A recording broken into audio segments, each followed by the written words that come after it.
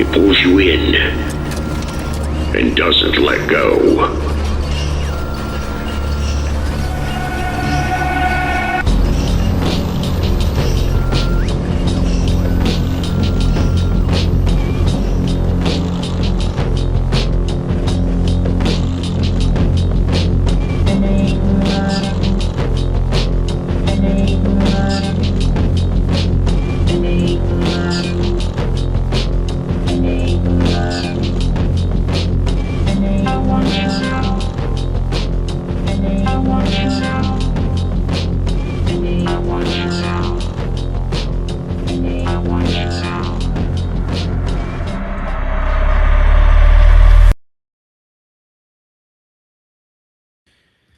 Okay, hello. Welcome to another episode of the Carousel. I am Isaac Simpson, aka Disgraced Propagandist, and I am here today with a independent journalist, the man Dan Lyman behind Border Hawk News. And so, Border Hawk is an independent journalistic media company that covers what else? The most important issue of our time, immigration.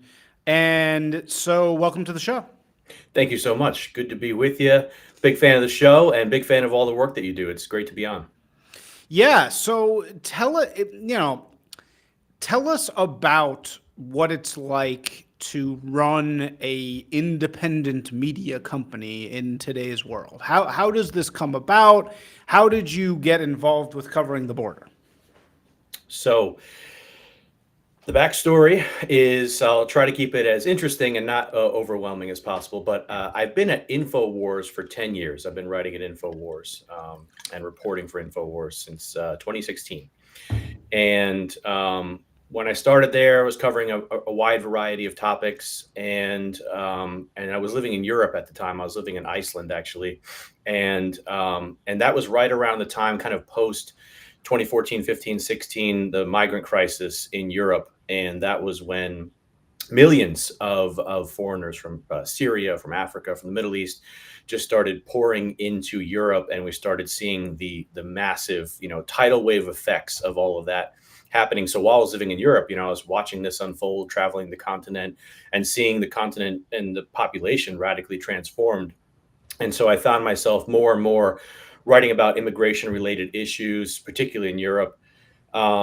And then shortly after that, we ended up spinning up InfoWars Europe.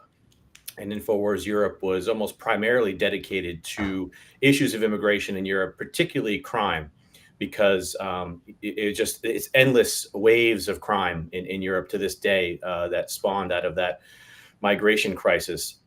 And so I just found myself very attracted to that issue. And so my family background is that my parents, my mother specifically, has been very keyed in on this issue, specifically in the United States. She was a delegate for Pat Buchanan in 1992. Of course, Pat Buchanan is a legendary immigration hawk, a border hawk. And so I had that background, although I wasn't particularly interested in politics in my 20s. I was fronting a rock band at the time, and I was really checked out of politics. I will say I was never a lib, though. And so a lot of people who get red pilled or kind of come over to the right or get, keyed in on immigration issues. A lot of people have started as liberals. I never was one. I was one. That was me. I was a libtard. But wait, what am I supposed to do? I'm raised in it. It takes a while. It takes a while to undo the brainwashing. Were you raised liberal or not? Were you not? No. No, raised radically right wing. Radically Okay, right so wing. there you go. So you just happen to be on the right side. Indeed. It But, takes time to come over. it does. I mean, and also like you can be even kind of a right wing kid, but I mean, it's a little bit different these days with social media. But back then, and we get to a certain age where you kind of just stop caring about politics and you want to care about the things that you're doing. For me, it was the music, the art. I was a jock before that. All I cared about was sports, played hockey in college. So it's been a bit of a journey. And then kind of like towards the end of what I would say was my music career, I mean, I still do it occasionally, but for the most part, I've phased out. I was in LA, totally surrounded by libs, psycho leftists. All musicians, for the most part, are leftists. And this was the Obama era. And so, Sorry, keep talking. I'm just going. yeah, no worries. So this was the Obama era.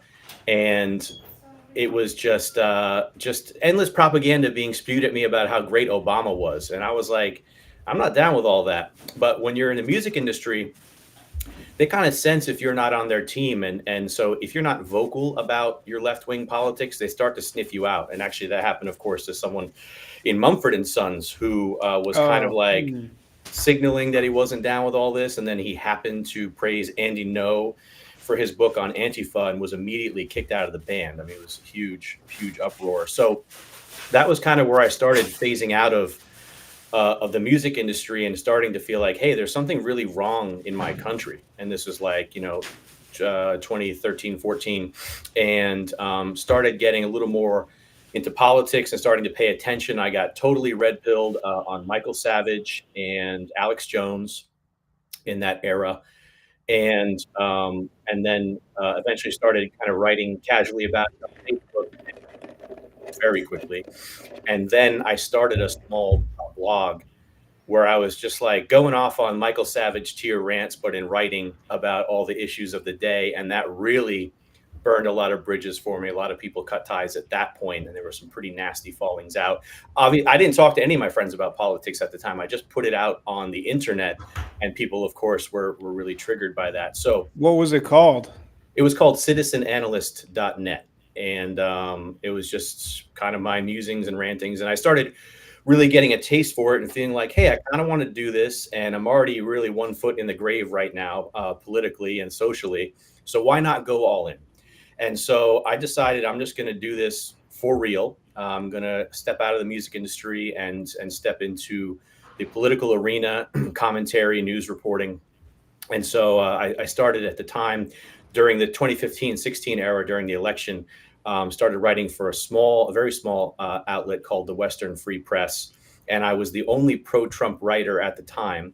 And I was actually cautioned by my editor to tone it down because their financiers were not down with Trump. They wanted to more pro Rand Paul, Ted Cruz type stuff. Well, lo and behold, I ended up becoming far and away their most successful writer, which isn't a tall task at a small outlet, but because I was the only pro-Trump guy, I was doing, six-figure traffic on for a very small website on articles, and they were like, they kind of gave me a little bit of leeway, and they're like, okay, you're onto something, and you're getting good traffic, so we'll let you branch out a little bit. But they were really holding me back, and I said, I can't do this at a small outlet forever. That doesn't pay the bills. So I said, I got to jump up to a big independent outlet, and so I went to the 2016 RNC. And ended up linking up with the InfoWars team. I was a big InfoWars fan. And shortly after the RNC, as I mentioned, I moved to Iceland, and they needed somebody working in Europe to supplement the Watson brothers at the time, Paul Joseph Watson and his brother Steve, to really get the content going for the American audience. We were up hours earlier, of course. And so that's how I kind of got into journalism broadly. And then, of course, I mentioned the InfoWars Europe thing. Now, going back to the family situation, my mother ended up joining on as the executive director at a nonprofit called US Incorporated based in Michigan. And US Incorporated is tied in with a bunch of the DC nonprofits like FAIR, CIS, Pro English. And their product, the things that they were putting out were kind of antiquated. They had a printed newsletter, which is cool, but it only had, after 25 years of being around, something like 200 subscribers a month, which is, that's not going to pay the bills or for an organization either.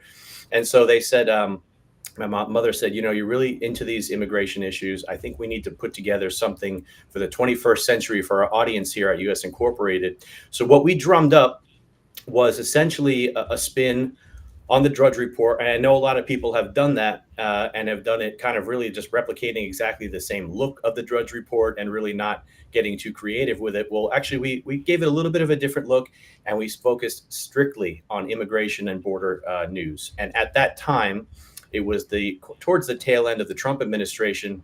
The immigration situation was relatively under control. So finding enough content every day for the site was actually a bit of a challenge. But basically what we did was aggregate all the news stories, press releases, everything on a daily basis, rewrite the headlines, and link out to the original content, which was very good at the time for US Incorporated. They needed something like that. And then a couple of years later, US Incorporated actually ended up going under. They ended up getting closed down, and their funding got rerouted. And as in that process of the shutdown, we said, well, Border Hawk is actually starting to do really well. We want to preserve this. We want to take it off on our own. And so the board of directors said, if you guys can spin out your own 501c3 nonprofit for Border Hawk before we close the doors here, you're welcome to take it with you. And so we were able to do that. The paperwork was approved the day of closing, which was incredible. By the grace of God, we spun out Border Hawk into its own entity in 2022. And since then, we've really started expanding what we do in our operation. We moved away from aggregation more to exclusive reporting. We now have a White House correspondent. We have a pass to the White House as of the last couple of months here, which is a huge accomplishment for us. We've done some just incredible reporting on both sides of the southern border. I give a lot of credit to our team, specifically my brother, who has taken a lot of that on. He has spent months and months at the border during the Biden era, which was total pandemonium. We have a reporter across the border in Mexico. We have a reporter in Europe now. So it's still a small operation, but we've made progress with leaps and bounds, and we are on the radar with the Trump administration, which is fantastic. They've been sharing our work lately, and so we are trying to really just focus every day on immigration and border issues, which are now like that is the issue now. America is tuned into this. It was a top issue in the election, and now with the interior enforcement issues, everyone is paying attention to this. So that's kind of where we are right now at this point with Border Hawk. Wow. So that's a lot. So tell me about Iceland. What was going on in Iceland? It's an amazing place. It truly is. But is there? I thought Iceland was like one of the few places that isn't really touched by this. It recently has begun to be. There are some issues now. While I was living there weren't really. And that's one of the reasons I picked Iceland. It's outside of the EU. It's not part of the European Union. So some of the censorship of the European Union doesn't apply in Iceland. And I felt like it was a more secure place. It was kind of coincidental, but at the same time, it looked like Hillary Clinton was going to win that election in 2016. And I was like, you know what? Jumping ship out of the U.S. for a bit is not a bad idea. Thankfully, Donald Trump won, which was totally amazing. But we took the opportunity to go live in Reykjavik for a year. And then the ultimate goal was to get to Switzerland, which is another non-EU country, and in my opinion, the most beautiful country in the world. And we ended up there for 5 years.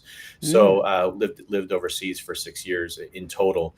And once I was in Switzerland, really started kind of branching out into the neighboring countries to really see what was going on with immigration. And it's crazy. It's crazy what's going on in Italy and France and Germany. And then, of course, to contrast that against that, when you go to places like Poland, Hungary, and even the Balkans, in many ways, it's a different situation. It's not quite so overwhelmed, and you really see this contrast between the two different Europes at this point. Yeah, the two Europes. That's a funny idea. The two different Europes, the ones that has closed borders and the one that has open borders. That's what you're saying, right? And so the closed borders countries are basically Poland, Hungary. What else? Well, there are places where there are some issues. For instance, the Balkans. The Balkans are a route to get into Europe. So in certain corridors of the Balkans, there have been large flows of quote unquote migrants. I hate calling them migrants. I call them invaders. They're illegals. Whatever you want to call them. Yeah. But, God, what do you call them? It's a weird word. Did you know Martin Sellner? Yes, definitely. Yeah, so he's been on here. He's great.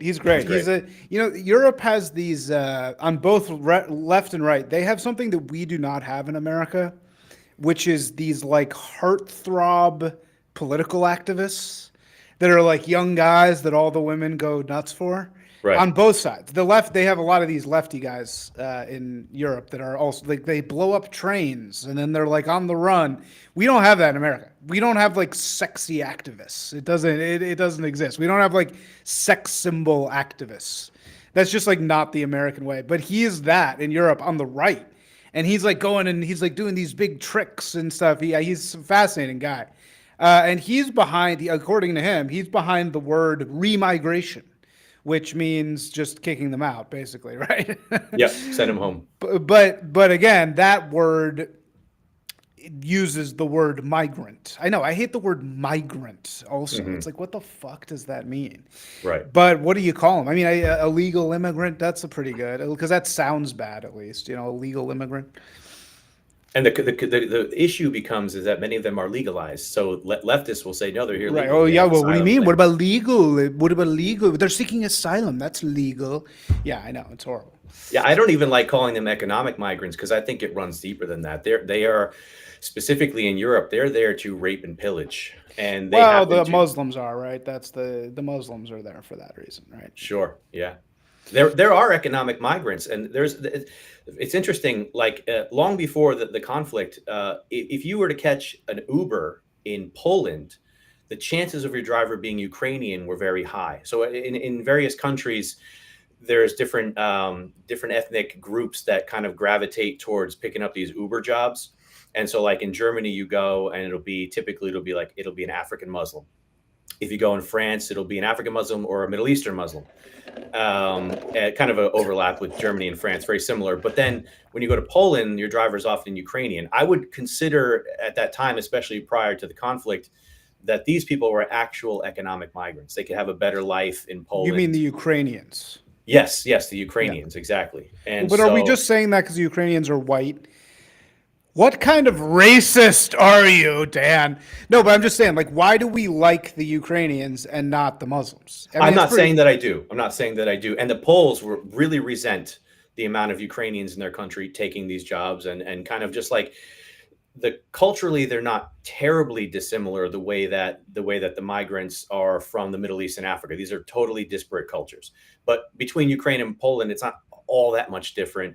And these people generally aren't committing tons of crimes and rapes and things like that. So I do think that a lot of them come over just to work in Poland because the money's better and they can bring it back over with them or send it home. Yeah.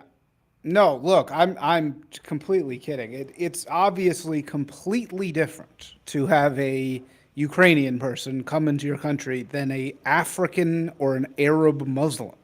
It's a completely different thing. And we are, of course, have to walk around living in the total fantasy that it's the same thing, which it is obviously not the same thing. So, but that being said, I mean, what do you say? What's your overall policy? Do you think any immigration should be allowed? I mean, you're covering this stuff every single day. So, what's your solution? Do we end Hart Cellar? Is Hart Cellar already ended? Where are we at with the actual policy? I increasingly become more radicalized with this issue. In the past, I might have said legal immigration okay, illegal immigration not. I'll be totally frank. On my mother's side, her parents came from Costa Rica. They came for a better life. They created a better life. My grandfather created extremely successful freight forwarding company after working for many years at Whirlpool. Ended up going down to Miami to start. At the time, was the largest freight forwarding company in the country between the United States and Central America, and so they love this country. My grandfather was a Kennedy Democrat and was just in love with this country. He loved paying taxes. He overpaid his taxes. Totally revered the nation. He served in the military in the United States. He's interned at Arlington at this point. Overpaying taxes. I've never heard that one before. He loved it. He'd cut extra checks to the government. So that's that was a different era. That was Yeah. back in the 50s, So at that time, I think you could have definitely made an argument for legal immigration, a controlled legal immigration. That, of course, was after a long immigration moratorium from the 20s.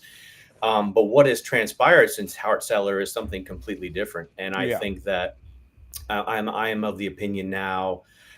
I think like 100 million people need to be kicked out of the country, and not just 100 illegals. million. I think 100 million people need to go. Damn. Yeah, because I think it's pretty okay to assume that the number of illegals in the country is in the ballpark of 50 million, 40 to 50 million. We know 20 million came in under Biden alone, and we know Right. prior to that everyone was kicking around figures of 20 to 40. Even people like Ann Coulter, people who have studied this stuff, who have studied remittances. The number, of course, is far higher than 11 million. And so I think that baseline 50 million illegals need to go, and there are probably 50 million more people who have no business being here. And my opinion now is that we're full, and we need an immigration moratorium, net zero for a long time until we can get this all sorted out. Yeah, I mean, I totally agree. I think, again, it's like people forget that the border was pretty much closed, I think, from 1920 to 1965. I think there was almost nothing. It was it was really, really impossible to emigrate here during that time. And that was because the Ellis Island era went too far. And they were like, okay, it's too much. We got to turn off the faucet. And it's just so obvious that you have to turn off the faucet sometimes. Sometimes you just have to say, even if you are the most liberal person in the world, you have to at some point say, okay, it's too much. The resources, this remittances thing, I learned the other day, the number two source of GDP in Mexico for like 20 years has been remittances from America. That's ridiculous. That's just leaking money. You're just leaking. You're leaking your money out to a foreign country. Why are you supporting a foreign country that way? That's ridiculous. It's not, again, you're not like giving them money quid pro quo. That's just money that's disappearing into Mexico and not going to benefit America. Why would you do that? Why would you, as a country, do that? It makes no sense. Right. And not only that, the money, I mean, I'm not in favor of high taxes, but a lot of that money was never taxed in the first place. So it's earned, Right. in our country without anything going into the system Yeah. to help, to fix the roads, whatever it is that they say taxes go to, but then it gets sent out. And we're doing that. Gone. Right. We're supporting so many countries like that. So it's doubly, it's not taxed as income, and it's not going to just be as our GDP. So it's just leaking out. And so that to me is like, come on, man. You have to, at a certain point, get this together. And I mean, look, I understand. I was thinking about this last night. I was thinking about BMW, right? If I'm this is good because we're talking about Germany. If I'm BMW, you see the problem, right? It's like you have this great era of German manufacturing. Everybody who's working for you, I assume, is German or, maybe Polish or Ukrainian. These guys working at these factories, they're super pros. But then you reach a point, now that we're in a global economy, where it's just so expensive to keep those people around, right? I mean, because it's like their quality of life is so high, and you're competing with India, you're competing with these other car manufacturers. And what's your solution? If you're BMW in Germany, which is probably one of the most powerful entities in the world, of course you're going to be like, well, we want slaves. What I mean? Like you're going to do the 1-2 calculation in your head. And you're going to say, well, we want all these people down here. And you know what? We're morally against slavery because the whole world went through this whole thing against slavery, but they want to come. They want to come here. So what's the problem, right? What's the big problem? And then it's like, well, it just is slavery. It's slavery just by a different name. It's the same thing, more or less, right? Yeah, of course, for these people, their quality of life goes up substantially. But the quality of life for Germans goes down substantially. We see Germany is in a financial crisis. And there are a variety of reasons for that. But one of them is they're supporting this welfare state for millions of people who have come in just in the last 10 years. It's totally unsustainable. And if you go to Germany now, I mean, the place is falling apart. It is falling apart for so many different reasons as well.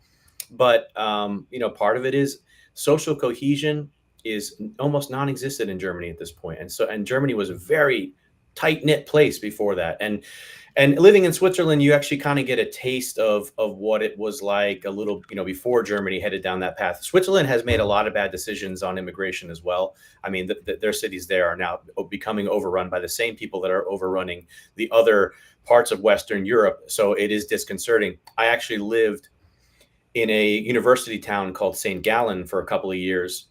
And it was the first place we landed. So it was kind of like we took the job and went.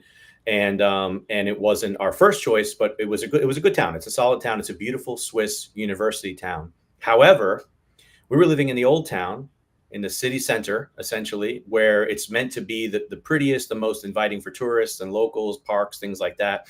And while we were there, we noticed just this uptick in Eritreans and Somalis being brought into the city center to live. We knew they lived in the outskirts and kind of like the less nice, neighborhoods and in the apartment buildings. But during our time there, we started seeing more and more of them. They gather in the parks. They go to the swimming holes to ogle the girls, sexually assault the girls. And the final straw for us was being asleep one night, and we hear a commotion in the alley below us, and it's two African men fighting with a broken bottle.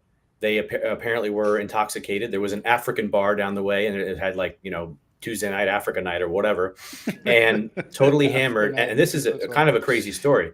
We watch these guys fighting. One of them put their fist or a bottle, whatever, through a shop window, a jewelry store, and there's blood all over the sidewalk. These two guys are going at it. And while we're watching, a police car pulls up, no lights on, quietly takes these guys and, handcuffs them, whatever, and lead them into the building right across the street from us. And while this is happening, a couple of people come out of the building, white people with clipboards, clearly they're handlers, and bring them into the building. Very quiet. We're the only people who witnessed this, for as far as I know. And so we're like, wow, that was scary. The next morning I go out to see the damage, to see the blood on the street. The window was already fixed. There was no blood anywhere. Whoa. The whole thing effectively never happened. Just disappeared. Yes, totally. And I said, how often is this happening? Holy shit, dude. All over the place. That's a crazy fucking story. By morning. So I'm getting chills from this because it's like, damn, you're right. That probably happens so much. And they have some program where it's like, just pretend this didn't happen. But it's, we're gonna cover it up. Damn, don't alarm the public. And so actually I went to the building that they brought them into because I was like, what's going on here?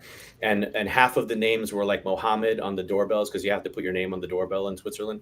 So it was like all these African names. I'm just like, oh my gosh. So we go away for a month to go back to the US for holidays or whatever, come back, and we look out of our window at this building, and in the flat across from us, there's just a bunch of African men with a big Somali flag hanging on their wall, hanging out. And we said, that's it, we're done. And we ended up moving up into Gestad, billionaire's paradise, and never saw a migrant up there ever.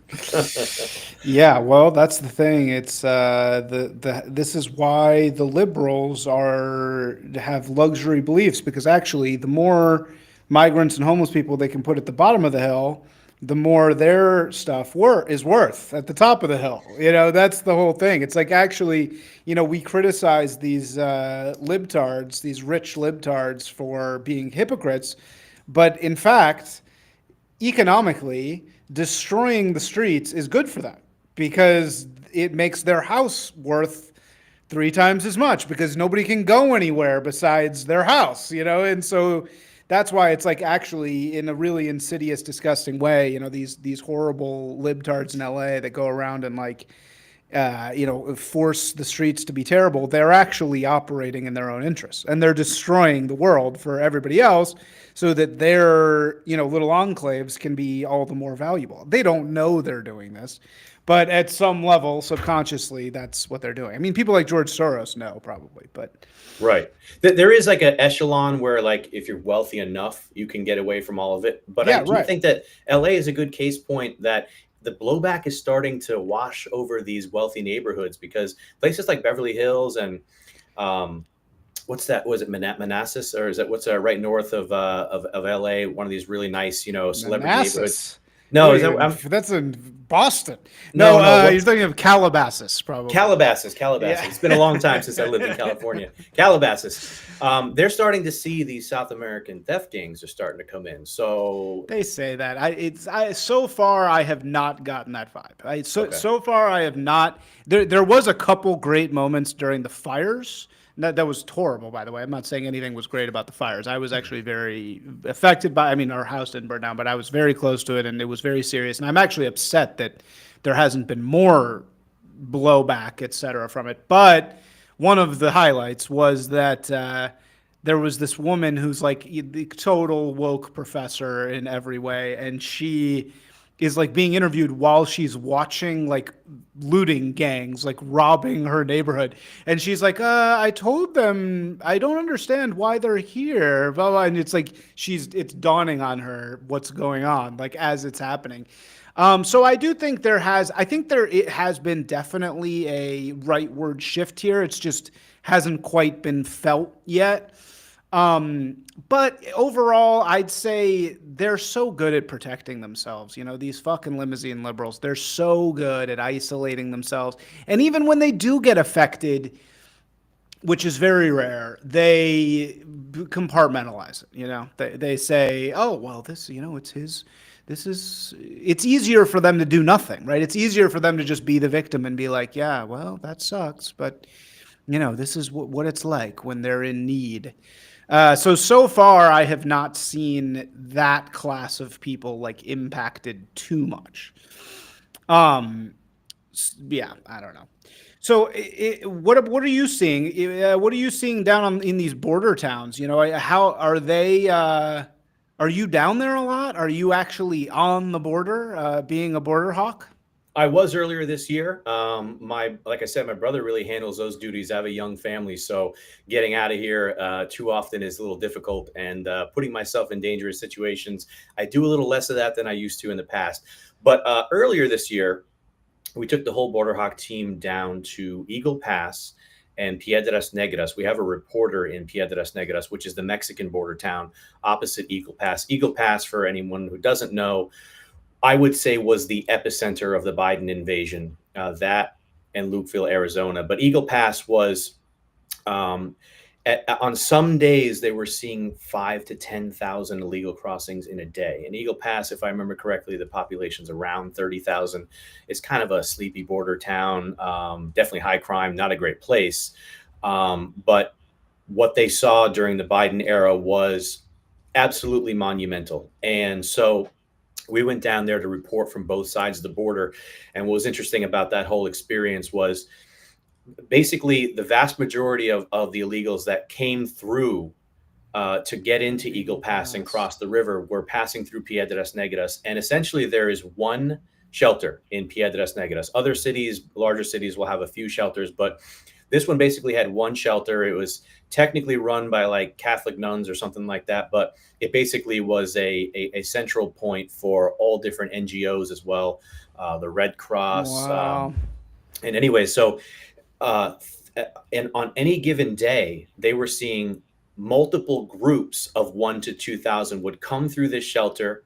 Wow. They couldn't possibly have gotten much in the way of resources, but the day that we went, there were a couple of hundred. And so we actually were the first American journalists to get inside this shelter with cameras.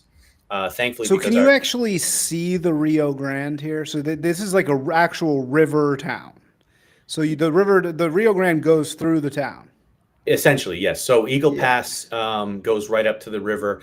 At that time, the park there, I forget what the Wow. park was called. It's this huge park where there's actually a golf course, which is hilarious. People actually like, people go play golf there. There's an amazing video from the Biden era. I think it was 23, where there's like 2,000 illegals gathered under the bridge. They're basically in this pen that Border Patrol was using to process and just start, they bring them all to this pen underneath the international bridge, and then Border Patrol would progressively load them into transports and move them to processing centers. But there's this amazing video where these guys are playing golf, and this guy is like ready to hit a tee shot, and all you see is him, teeing up, hits the ball, and then you hear this massive uproar, huge applause, and the camera pans over, and it's 2,000 illegals like clapping for his tee off, which is like it's hilarious. So It's weird. horrifying and hilarious at the same time. Yeah. So yeah, we were down there, and that was quite an experience. It's a seedy area. The whole area was overrun with the military because they militarized that whole park to keep people, reporters out, of course, keep prying eyes out, and also make it totally available to 5 to 10,000 illegals on a given day. Typically, it was 1 to 2,000 during the hype, but there were surge days. And yeah, it's right on the river, so the illegals just cross into the river en masse. And what was interesting about going back to that shelter was we discovered that when they would all go to the shelter, sometimes let's say 1,000 would arrive in the morning. They'd all arrive together. What they were doing was taking trains known as La Bestia. La Bestia is kind of a Mm. blanket term for all the trains that run north to the U.S. border that illegals hop on the top of and ride on. It's a very dangerous journey. Oh. And so they would arrive by train. They'd all pile off the train. Then they'd make their way to this shelter. At the shelter, maybe they'd catch a bite to eat, a shower. I don't know what they would do there, a quick nap or whatever. And then they were receiving GPS coordinates We never found out who was giving them the GPS coordinates, but the assumption was that it was either Mexican authorities, local authorities, or smuggling groups who were telling them exactly how to get from the shelter to a certain specific point on the banks of the Rio, which was, let's say, a 20 or 30-minute walk, and then to cross en masse, and that U.S. Border Patrol will be waiting on the other side to receive them. And so it was a highly coordinated operation. Wait a second. Why would Border Patrol be there to receive them? What do you mean? Because that was the policy of the Biden administration, to basically receive everyone, give them a notice to appear, and dump them Oh into the my country. God. Very, very few got turned away. Very few. The policy was just process and release. Let them free. Catch and release. Exactly. Unbelievable. And so this was happening every day. It was happening twice a day on many occasions. And so we found out they were getting these GPS coordinates. One of our reporters embedded with these groups and actually like shadowed them down to the banks, and then Border Patrol be waiting on the other side. And it even goes a little bit deeper than that in terms of the coordination by the administration, the Biden administration. The state of Texas ended up starting to take some measures to try to keep these people out. So one of the things they did was put this big kind of like a fencing, a razor wire top fencing, right in that area, that main crossing area. And our cameras that were the only ones there on scene when this happened. The Biden administration sent Border Patrol with a heavy duty forklift to go and use the forks to raise this entire fencing up, so that a group that was crossing could get in and then crawl under the fence and then be received by Border Patrol. So no matter that Texas was trying to keep them out, the federal government was insisting that they come in, and they actually sabotaged Texas efforts to keep them out. So that's how coordinated this was, and pre-planned, that they were even going against the will of the state of Texas to make sure that these people kept coming in. Well, and there was some other, remember there was the barbed wire in the river. That was another thing that was like Texas versus the feds. And people were like, oh, barrier. Constitutional crisis. There's going to be war, but nothing ever happened. Right. Yeah. It's so weird. It's like a dance between, it's like this like naughty dance between these like slaves and the rich people of America. And they're just like, we're going to get you here. Don't worry. We're going to figure out how to get you here. You just got to kind of like play this game. You got to pretend that the border's not open, because we just need to pretend like we're protecting our citizens. We just need to like pretend. But once you're here, don't worry about it. Like we'll set you up. We'll hire you. You'll come work for us. Because, I mean, that's what they're doing, right? These people are basically subsistence farmers in El Salvador or something, or wherever, Honduras. And then they see on TV, oh, I can get more money in America. And then that's why they come, right? In many ways, yeah. But I think we saw this kind of shift in even what was being offered to these people once they got to the States, because we saw in previous years, we would have assumed that they were coming here to work, right? Coming to work the fields, coming to work the hotels, the restaurants, whatever. But in this latest wave, we saw a lot of them just go directly to major cities and go straight on welfare and live in, 5-star hotels, have everything provided to them, cash, assistance, food. So it was like this transformation of what the draw was, what the pull was. It was basically the federal government saying, we're just going to get as many of these people in here as possible, and we're going to create as many incentives for them to come as possible. We don't even care if they work. Of course, some of them do, but a lot of them don't. They went to Denver. Why then? But like, why would we support them if there's not some economic incentive somewhere? Why would we support them? Well, I think that the easy answer is, of course, political power. Obviously, the redistricting issue, the census issue, the voting issue, ballot harvesting, you name it, all that, just getting all these people in to ensure that their votes are cast for Democrats. But I think deeper than that, I think it is the intentional destruction of the country and the overwhelming of the heritage population here, because, United States is the golden calf. If the globalist communists can take down the United States, it's kind of lights out. They really get, full throttle ahead. And I think they actually had made a lot of progress during COVID in terms of like really beating down the American population. And of course, that happened in Europe, across the world, but really was so successful in hurting the United States in so many ways, hurting the Trump administration to ensure that he didn't get reelected, even though I think he was. But then I really think that ultimately is the sabotage of the heritage population and the way of life in the United States, because there's still that very freedom centric, anti-government attitude throughout the country. And these people, they don't think that way. So if we can be forced to fund our own invasion, to fund the destruction of our country, to tear apart the social fabric of the nation, then I think that the final hurdle for globalist intentions is kind of out of the way, because they've already been so successful in Europe. Funny that you say golden calf. That's the perfect metaphor here, because, of course, the golden calf is, biblically the thing you're not supposed to worship, right? So funny that I think you maybe meant golden goose, but the golden calf is golden calf. Do people say that? I feel like, I don't know. It's the golden It is the goose golden too, but calf. I think it's like this, just For George Soros, it is definitely the golden calf. I'll tell you that, and he should know that, but of course he doesn't, because whatever. But golden goose too. it's the golden goose, the golden calf. Okay, so but why did this happen? This is why I think the reason why people can't realize that this is an invasion is because they have no frame of reference.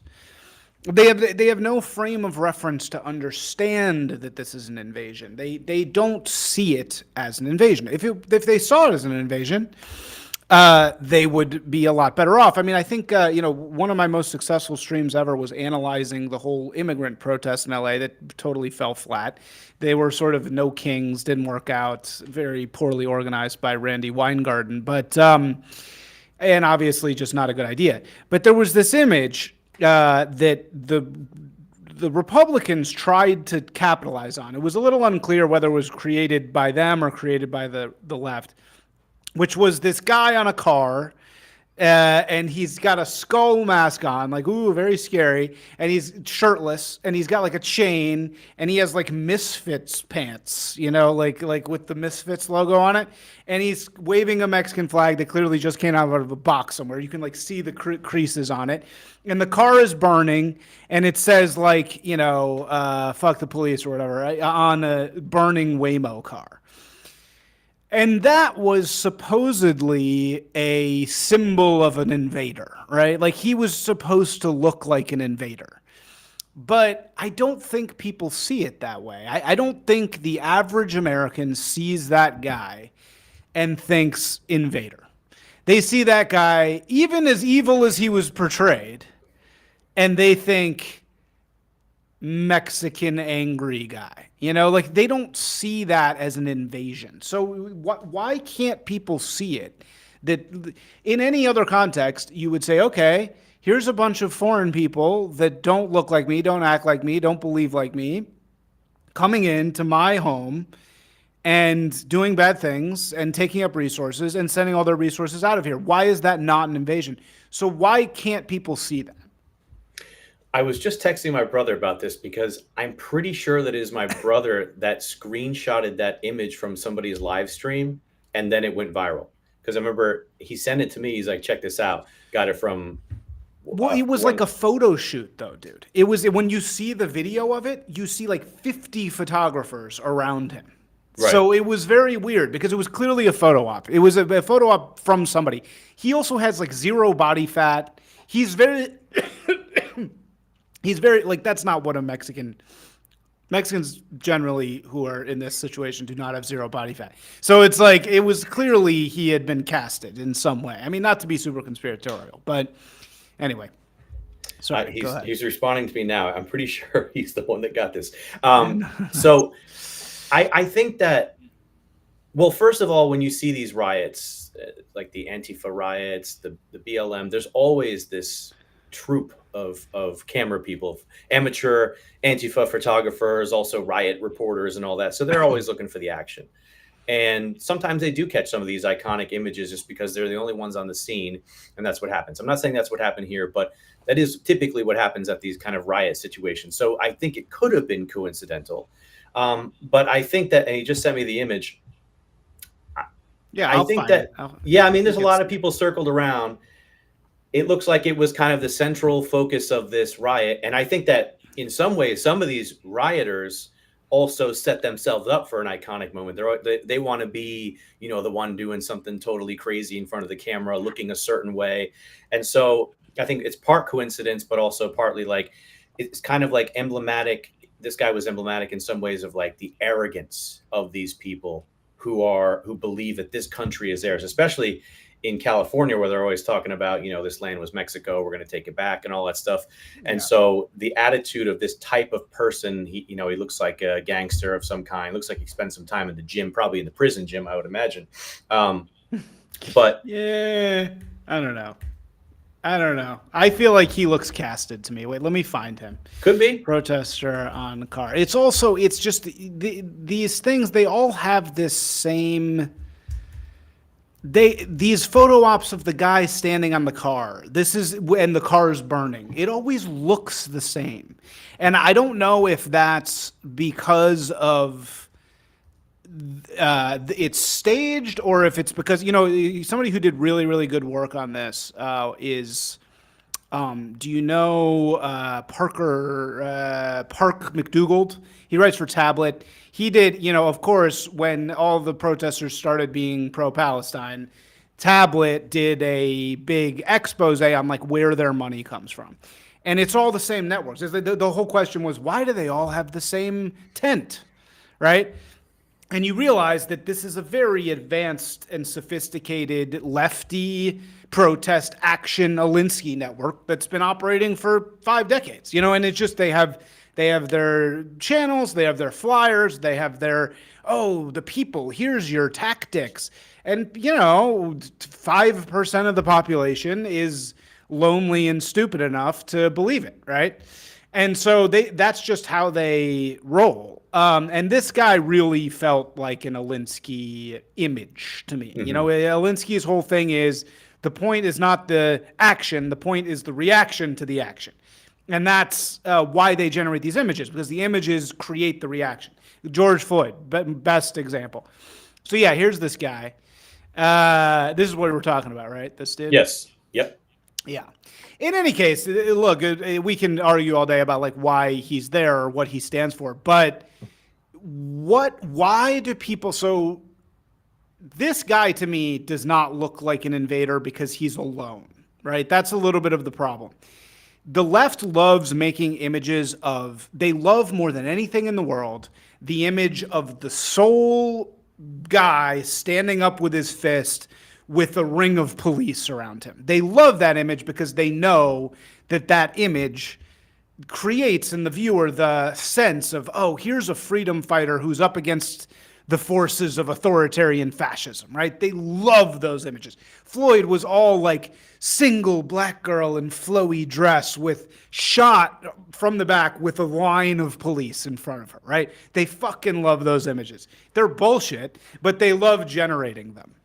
So the reason this doesn't work to me as an invader is because he is alone. And so if he's alone and doing it by himself, he looks like a freedom fighter. He doesn't look like an invader. Whereas if we can get pictures of like 10 of those guys beating up one person on the street, which is now we see those videos more and more, that's a much better image in my opinion. All this to say, why do you think Americans have such a hard time, or Westerners in general, the same thing in Europe, have such a hard time seeing these people as invaders? I think part of it is because they have been woven progressively into the fabric of society. So, I lived in Santa Ana, California, which I'm sure you'll know, for years during my band years. And I felt like a foreigner in my own land in Santa Ana. And when I first got there, I kind of expected it because it's like, Mexicans, California, it's just like synonymous. Mexicans, Texas, synonymous. Mexicans, Arizona, New Mexico.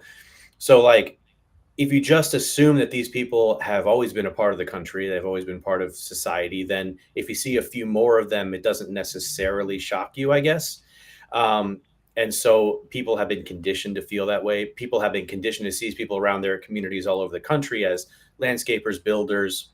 Over the last 20, 30 years, that's really increased, of course. But you just kind of see them as like, they're the workers, like they're the people who do the jobs. They're the work people. They're the working people. Yeah, right. They're just here for a good life, they're here for. Yeah. And there's that. It just makes me think of that ice meme that's been going around the last couple of days. It's really poignant. It's just two frames, and it's an ICE agent arresting, a little Mexican family, and they're crying, and it says, "We just wanted a better life." And the ICE agent in the next panel is watching them being carted away, and he said, "So do we." Yeah, so do I. I saw that. That was good. That was good. That was really Yep. good. So yeah, that was a good Powerful. image. Simple. Yeah. But I think that's just the attitude of Americans has been, we've been like progressively softened towards these people. I think that yeah. something that has changed during the Biden era was that people from other countries and other parts of the world started coming in. And so, for instance, like Fox News really honed in on the Chinese invasion, the China. Okay, yeah, that's hmm disturbing. I'm probably a little less concerned about them than the guys from the thousands from Senegal that came in and settled in Ohio, or the Haitians, the 500,000 Haitians that came over here. Like, Well, people the started coming Haitians from, are just a fucking disaster. Like they all got to go back. you need to keep the Haitians as far away from you as you possibly can. I mean, no offense to Haitians. There's some good ones, but I mean, if we're judging based on the society from whence they came, like, man, that is just a nightmare. But yeah, anyway, keep going. Yeah, so Haiti is like the Somalia of the Western Hemisphere. It's Right. the worst. But I think that so people started seeing that it wasn't just guys from Mexico coming in to mow your lawn anymore. It was Africans, it was the Chinese, it was the Haitians, Uzbeks. I mean, just this insane variety. And anyone who was paying attention at all to what was going on at the border saw, like, in Lukeville, Arizona, for instance, they were having these surges of Middle Eastern and African men, Muslim men coming through into Arizona. And there's different reasons for why different people cross at different parts of the border. But I think that probably started to rattle people a little bit. But I think we've been conditioned to accept a certain number of Central Americans and Mexicans that are just inevitably going to live around us to do the jobs that Americans don't want to do. I don't feel that way, but I think a lot of Americans have been softened in that way, if that makes sense. hmm Okay, but so I still don't really get, like, why? Like, what is it? Just as simple, like, the part that starts to get fuzzy is when you say that there's not even an economic justification, that it's not even about economics. It's literally about the plot of global communism. But that's like pretty abstract. Here's this. Here, I wanted to show this cartoon. This is a good cartoon. While you're answering that question, here's the cartoon he's talking about. So yeah, it's like, we have in our head all the time this justification of why are these people coming here? We just want a better life, which is, in America, this is supposed to be what we do. We give people the chance at a better life, and this is of course true. But okay, then the next panel, it's the ICE agent saying, they're saying we're just looking for a better life. Then he's saying, so are we. And it's true. It's like the people who are locally here also have interests, and people are going to say, oh, ladder puller. And I'm like, yeah, some ladders have to be pulled. If you have zombies infiltrating your compound, you can't just be like, okay, we're just sorry, we're not going to be ladder pullers. Like, no, there has to be some limit. And when you have 20 million undocumented people coming in here, and we can see the price of houses, we can see the ridiculousness of inflation, obviously there's a problem. Anyway, sorry. So yeah, that's a great cartoon. Right, but okay, so the answer that this is global communism, right? Like, is that really what this is? It's like there's a group. It's like a group of global communists. Yeah, I totally believe that. I mean, you could call them whatever political ideology that's easier to apply. I mean, probably they're closer to fascists. I mean, technically, in the kind of textbook, merging corporations with the government kind of a look. You could call them socialists, limousine liberals, whatever you want to call them, but they do believe in global control. And I think that COVID was such a great example of what it looks like with top-down global control. We saw every country, with very few exceptions, fall in line with this agenda that was totally tyrannical, and there were very few aberrations from those policies. And we saw them come in at different eras in the COVID rollout, which actually that bodybuilder from Canada, Chris, I forget what his last name is, he had seen one of these documents that was being circulated around Canada, and he laid it out ahead of time. Whether or not he guessed it, I don't know, but he laid out like how it was going to come in progressively. Different countries were going to go harder at it at first. I experienced that living in Switzerland. In Switzerland, at the beginning of COVID, they didn't go too crazy. We weren't forced to wear masks, nothing like that. And then I traveled to the States, and New York was in total panic mode, lockdown, masks everywhere, vaccines, whatever. And I was like, oh, well, Switzerland's going to be fine. They're not doing this. So we're cool there. Can't wait to get back. Got back to Switzerland a month later, masks everywhere. Can't go into businesses without, your Vax card and all that stuff. And I was like, man, that guy, Chris, really called like it was going to come in phases and different, because each government was going to approach their population a little bit differently, knowing that how they would react to it and all that. And of course, Sweden was one of the outliers, which totally shocked me because Sweden is so cucked in so many other ways. Yeah, but they have a few weird nuances. They're also like that with cigarettes. Yeah. Like they try to force Swedes to not have cigs, and they're like, no, fuck you. We're Right. doing or tobacco or whatever, because they're just obsessed with it. You're so right, man. That COVID was absolutely the moment where you felt the sting of globalism truly. And it was made you just look at Alex Jones and be like, damn, that motherfucker was right the entire time. He's the first guy I ever heard say globalist. Yep. And, Yep. Look, you're probably much more of an Alex Jones guy than me. I don't listen to Alex Jones. A lot of the stuff he says, very crazy in my opinion, but spiritually, he's correct.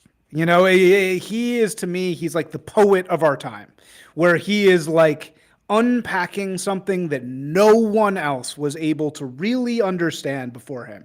And he'd been talking about it for 20 years. And he just got all he understood globalism. Globalism's the perfect word for it.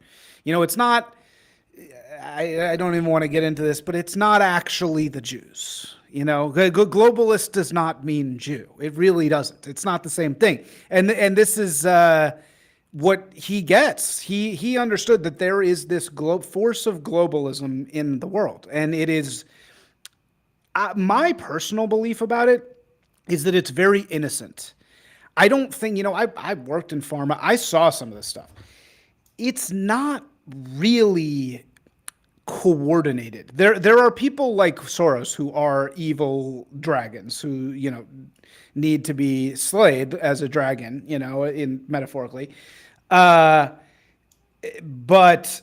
there's very few of those people, at least from what I see. There's very few actual thinking globalists. It's more just like a vacuum. It's when you have a vacuum at the top of the world, somebody's going to fill it. It's going to be pulling shit up into it. And it's like now, so who gets pulled into it? The most powerful people. And pharma is the most powerful people. So they got sort of sucked up into this role of telling the entire globe what to do. But that's a huge fucking problem. As we saw with the masks, that's a massive fucking problem. And somebody needs to really pay attention to it. And I think you're right that open borders is basically a function of the class of people that is the closest to that vacuum. And those people care about certain shit, and they don't care about borders. And they don't understand about decentralized power. They don't think about it. They don't get it. So I think you're right in a way. Yeah, and I actually want to use the COVID example as kind of tie it back into what you were asking about, like why do this to the United States? The COVID thing, I believe, would still be going on right now if not for places like the state of Florida, perhaps Sweden, and maybe even Mexico to some degree, because Mexico was like kind of half in, half out.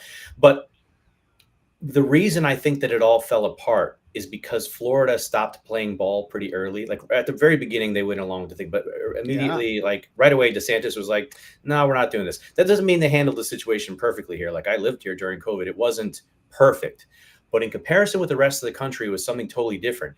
And what people were able to see from around the world was that there were these little havens on the globe that were not going along with everything, and everything was fine.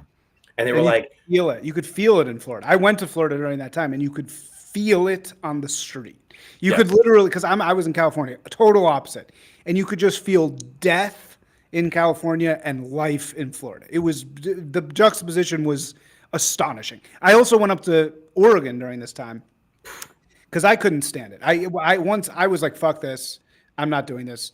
Very early, I was panicking for about a week, and then I was like, I'm absolutely not participating. And then I got COVID, and it was like nothing, so I was totally fine. I went up to Oregon, and the line between Oregon and California, it was like you could feel the difference. It was like communism, not communism, and not communism just felt so much better. Yeah, and I think that Florida created the unraveling of the entire COVID thing because it spread throughout the country and then it Right. spread globally. And it's the same thing to me where the globalists have their sights set on the United States. They have for many decades. And if the United States continues to some degree to resist it, the agenda doesn't work doesn't work Totally. worldwide. The day that they crush the United States, the lights go out, in my opinion. There will I still think be you're right. a few small outliers like in El Salvador or some unexpected place. But in general, once they take down the US, if they are successful, global communism. I think you're, and just by its nature, America is very anti-communist, and it's just we are represented by a group of people that, or should be, that deeply understand the risk of tyranny. I mean, that's what this whole shit's about, right? And so you're right that it's like America is the final bulwark, really against this. And not to be a 2A meme guy, but we still have the guns, and that plays a big role too. Totally. Absolutely. And that probably terrifies them to. But again, them. It's like, I don't know if there is a them. I feel like the them is just like, An abstract. the them is just weakness. It's, the them is just, I really don't know if there is the thing that I think we're going to go to is the inevitable realization that, again, if something is possible, it will occur. If globalism is possible, there will be a push towards it. And now globalism is kind of possible because of technology, right? I mean, it's like now you sort of could have, before you could not feasibly, physically have a global government. It's not feasible. You can't send money around. You can't pay taxes digitally. Whereas now you can. So the fact that there now could be one world government means that inevitably weak people will get sucked into that. And it's like, unless Americans say, no, we're not doing this. You're right. To me, it's like a cosmic spiritual dragon thing. It's like, I don't know. I don't know if that makes any sense what I'm saying, but, okay. What do you think is going to happen now with the border? So the Trump, I wish we had spent more time talking about this, but, I like talking about other stuff too. yeah, but in our last 10 minutes here, what, you hear people saying not enough people are getting deported. Is that true? It's true technically, but we also have to remember that, this is just getting started. And so if anyone thought that, we're going to start bringing 10,000 people out of the country every day after the damage that the Biden administration did to interior enforcement, that just never was going to happen. The way that the border has been secured is monumental. It's fantastic. They just announced yesterday that because the border is so quiet, they can now focus on painting the border wall black. I saw that. Yes. I love it. I mean, anything. I would have liked to have seen a big concrete structure, but that's fine. The border is so quiet now. We're basically having zero illegal entries. There are, some that are being caught, of course, a few sneak in, but for the most part, nobody's getting in right now. And that will only continue to be tightened because every month we're seeing the numbers drop in a new historic low. So border secure, keep ramping that up, keep, ratcheting the ropes down and making sure that just nobody gets in. But in terms of interior enforcement, that's really just getting started, in my opinion. And so with the big, beautiful bill, They say now they have the funding to ramp up this effort, and you start seeing, what they're doing. They have over 100,000 applications for ICE now. How fast they can process these applicants and then get them properly trained is a question, because obviously, these people they can't just throw them out in the street. There's going to be mistakes left and right. People are going to start getting killed by accident. We don't want anything like that. We want like professionals on the street. They're trying to get 80,000 new beds, so they're launching all these different partnerships with the states. We just found out yesterday the Cornhusker Clink will be the next one. It's not very large, only 280 beds. That's not really that much, but the effort has begun. My concern is what are the beds? The beds is for detention. Yes. So if you detain someone, you got to have somewhere to put them. It's like the law, okay. right? So, Alligator Alcatraz was something like 3,000. They're trying to scale up to 5,000. The new one in Tennessee is like 600 or whatever, and then in Indianapolis another 1,000. This is good. Need a lot more. So they're just starting to scale up. They're starting to put the personnel in place, which is good. My concern is that there's not enough time, because if 10,000 were coming in under Biden, 10,000 got to be going out a day under Biden just to get rid of Biden's Just illegals. to be right, yeah. Right, and then we got to solve all the ones that are already here. There is talk that self-deportations are ramping up. That's a good thing. I was a little skeptical of that effort because I don't like seeing people get paid to leave the country. But it seems like supposedly it's working. Some studies indicate that up to 2 million people are now gone, 1.5, something like that. I think those numbers are really hard to pin down this early in the game, but there are signs. There are other data points that I'm seeing that I can't necessarily connect right away. But for instance, there's talk that occupancy rates in apartments across major cities in the U.S. is starting to fall significantly. What does that mean? Does that mean that these people were illegals that are no longer in the country? I'm not sure. There's questions about why has there still been all this new development if like across the country, were they planning for illegals to come in, like for more illegals to keep coming in? I don't know, but we're starting to see signs that the country is starting to empty out a little bit. That's a good thing, but the question is there enough time? Personally, I think that Trump should go for a third term. I think that I'd be fine with that. I think that this is a time when the left is talking about breaking all the rules. There are no rules. Yeah. Beto O'Rourke saying F the rules. There are no rules. We need to have the same attitude right now. We're either going to save the country or we're not. And it's all hands on deck. Of course, there'll be legal challenges to that. I don't really know what a President J.D. Vance looks like. He says a lot of good things right now. I know a lot of people like him. I'm still a little skeptical, but I'm willing to be optimistic. So if the effort that Trump starts now could continue for another 8 years under a J.D. Vance, then I'm in support of that. But I think this is a much longer than a 3.5 year cleanup. And you bring into the mix the fact that not only are we trying to solve the illegal immigration issue, we need to be solving the legal immigration issue. And also now this new push to start potentially cleaning up the cities, which isn't necessarily an immigration issue. It's intertwined. Well, I think he's doing that because he knows that he needs wins, right? Because as you're saying, winning this thing is really, really hard. And that's why the people who did this are so satanic, because you can't put the genie. It's so hard to put the genie back in the bottle, right? I mean, at least if we can set up really serious border enforcement, hopefully the attrition and the hostility of coming here will really over time be a victory. But it's true that it's like in the short run, how do you win this? And not only that, this has to continue after Trump. It can't just be border secure for 3.5 years and then be done. Yeah, exactly. Right. And so it's yeah, man. So how do you do that? How do you do that? Like, what do you think could be done? I don't know. I mean, that's an insane question, but Trump could just go full dictator.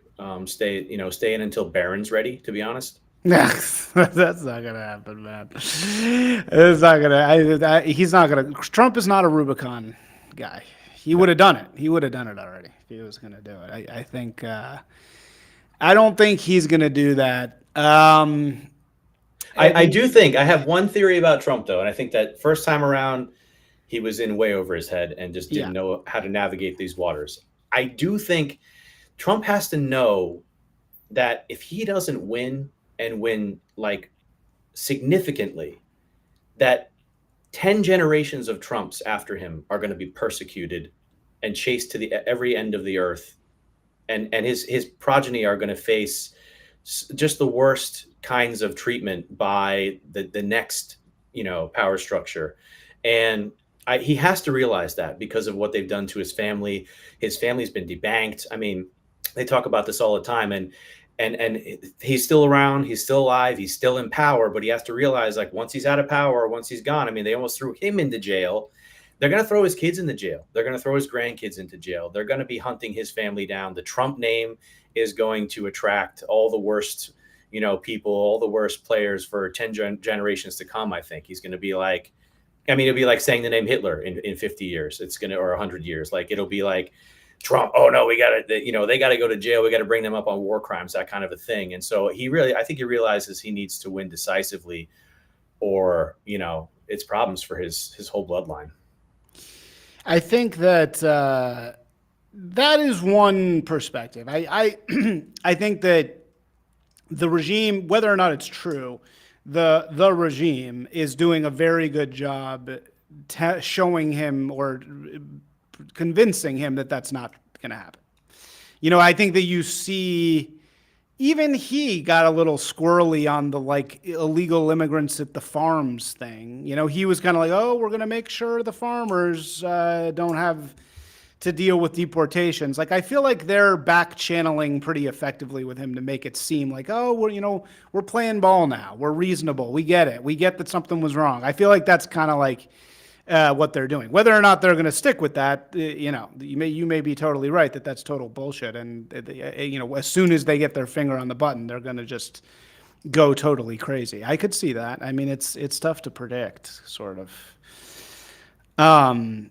Man, what a situation. What a situation we're in. And it's really like, it was an invasion. It is an invasion. It really is an invasion. It's just this weird, soft, voluntary invasion that somehow normal people have been brainwashed into not seeing with their eyes. I mean, it's such an odd phenomenon. And it's so great that you've basically committed your life to covering this.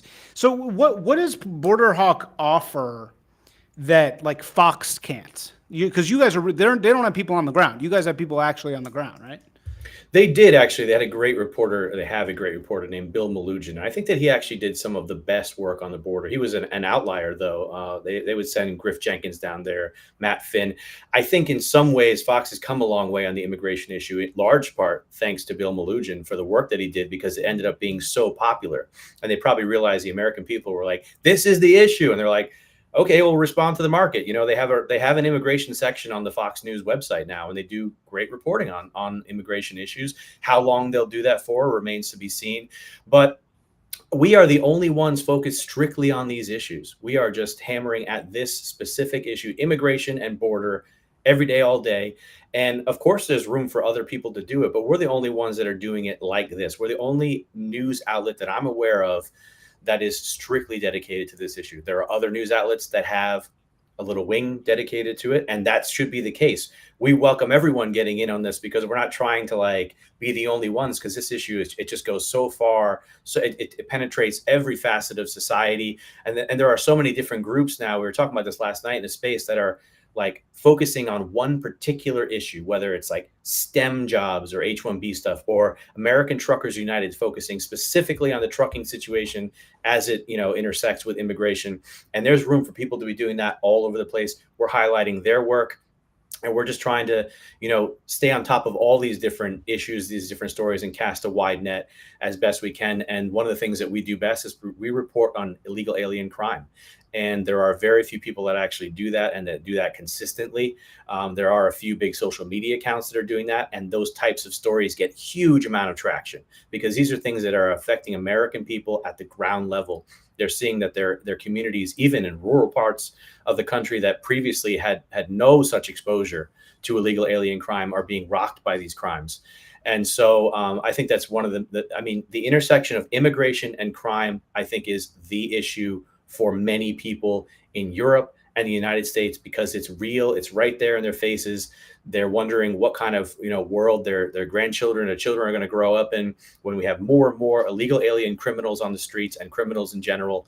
And so that's something that we really focus on, also to honor the victims themselves, because many of these victims, they never get their day in court. They never get any recognition. Their names are hardly ever spoken. They never get the treatment of a St. George Floyd, even when the most heinous crimes are committed against them and their families by people who should never be in this country in the first place. You had that terrible accident in Florida this weekend that everyone's been talking about with the illegal alien truck driver. This is happening every day, all across the country. And that's one of the things that I think that we do best. And also, we tell it like it is.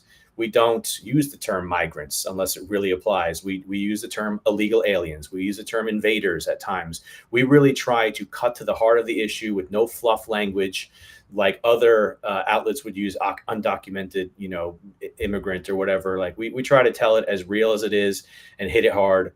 And I think that the American people are responding to that, because our following and our readership just continues to grow.